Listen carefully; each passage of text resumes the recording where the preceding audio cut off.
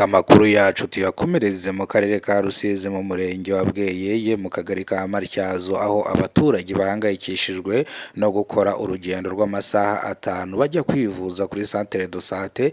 Ni mu gihe mu kagari kabo mu mudugudu wabo hari centre de santé yuzuye, ariko bavuga yuko centre de santé yakoze iminsi mikeya igahita yongera igafunga. Rero abaturage bikaba bino bintu bibagiraho ingaruka, ni mu gihe umuntu ashobora kujya kwivuza akagera iyo agiye yarembye. Bagaragaje imbogamizi bahuye nazo.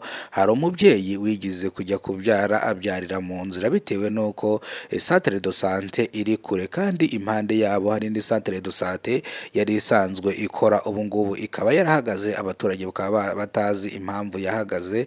Rero ndi hano kugira ngo mbasobanurire utuntu n'utundi. Bivuze ko rero centre de santé yakoze amezi 3, ese kubera iki yafunzwe? Ndetse kubera iki se abaturage bakora urugendo rw'amasaha arenga 5 bajya kwivuza ku centre de santé iri kure, kandi impande yabo hari centre de santé? Bivuze ko rero aya makuru ndaje nyarambure. Iyi ni incamake, ariko niba ari bwo bwa mbere ugeze kuno muyoboro wa Kidasamura TV Rwanda, kora subscribe ufungura inzogera kugira ngo uzajye ubasha kubona amakuru mu gihugu cy'u Rwanda. Nge mugiye kubana nitwa Urinzwe n'Imana Emmanuel, ariko abanzi banze ku mazina ya Kidasamura. No munsi turi tariki 9 z'ukwezi kwa 8 umwaka w'2025. Imbogamizi cyangwa iki kibazo abaturage bagishangije umunyamakuru wari wabagannye mu karere ka Rusizi mu murenge wa Bweyeye mu kagari ka Matyazo. Ubwo twamubarije kugira ngo centre de santé kugira ngo ifungurwe, rwose twaramubarije ikibazo cyiza cyane, gusa nawe yarashubijwe. Bivuze yuko rero twahamagaye ubuyobozi bw'akarere.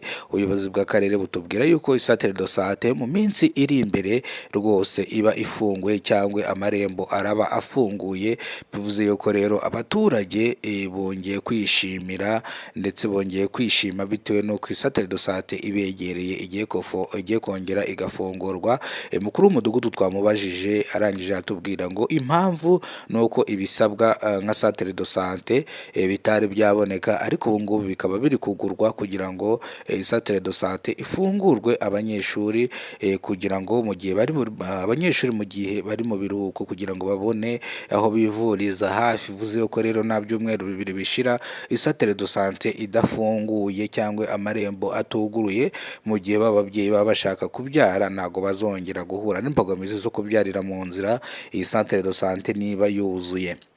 Bivuze uko rero twagerageje no kubaza abaturage nabo nimba nta kibazo bafiteho, gusa abenshi bacyumva iyo nkuru yuko centre de santé igiye kongera gufungurwa bahise bishima cyane. Turongera tugaruke nanone mu mujyi wa Kigali mu karere ka Nyarugenge, aho ibintu byakomeje kudogera. Umugabo w'imyaka 41 y'amavuko akaba yaraburiwe irengero, akaba amaze amezi 3 ataraboneka. Bivuze yuko rero uyu mugabo ari mu kigero cy'imyaka 40, ni imibiri yombi, ndetse uyu mugabo ni umuntu mwiza. Bivuze yuko ikimuranga ni ubuneza, ubugwaneza, impuhwe ndetse n'indangagaciro z'umunyarwanda. Bivuze yuko rero uyu musore yaburiwe irengero, n'ubu ngubu ababyeyi biwe cyangwa umuryango wiwe ukaba waratanze ikibazo, na n'ubu ngubu bakaba batarabona cyangwa bakaba bataramubona. Bivuze yuko rero ni imbogamizi cyangwa ni ikibazo kibahangayikishije cyane. Bivuze yuko rero nabyo ndaza kubigarukaho mu kanya, nabyo ndaza kubirambura. Ubu ngiye kubabwira ingingo 3 ndi buze kongera kugarukaho nkarambura.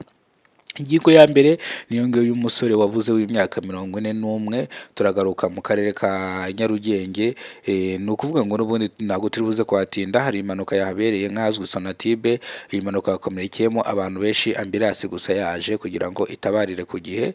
Niyo ngingo nayo turaza kuyivugaho. Iyi mpanuka yabereye Sonatibe. Bivuze ko rero turongera tugaruke nanone mu karere ka Masaka. Masaka ntago ari akarere, ahubwo ni umurenge wa Masaka. Bivuze yuko mu murenge wa Masaka amazi amaze kuba ikibazo cyangwa amazi yabuze. Ubwo turaza kugaruka n'itangazo rya WASAC. Ibi byose mba ndi kubabwira muzajya mugenda mubibona mu byiciro cyangwa mu mavideo atandukanye. Ninzajya nshyiraho itangazo rya WASAC, mujye mumenya yuko bikubiye mu iryo tangazo. Inzajya nandika ngo itangazo rya REG, ubwo uzajya umenya yuko ari ikigo gishinzwe amashanyarazi. Ninandika itangazo rya polisi y'u Rwanda, ubwo ngubwo bivuze ngo polisi ikora mu mujyi wa Kigali hari ibyo izajya iba yatangaje. yatangaje, bivuze ngo rero ibyo byose biba bikubiyemo mw'ayo matangazo. Murakoze cyane rero, Imana ibarinde. Ngiye kugaruka ndambura ayo makuru mbabwiye mu buryo burambuye. Njye mwari muri kumwe nitwa Urinzwenimana Emmanuel, abanzi bazi ku mazina ya Kidasamura. Imana ibahe ubuzima buzira umuze kandi ibarinde, ibahe buri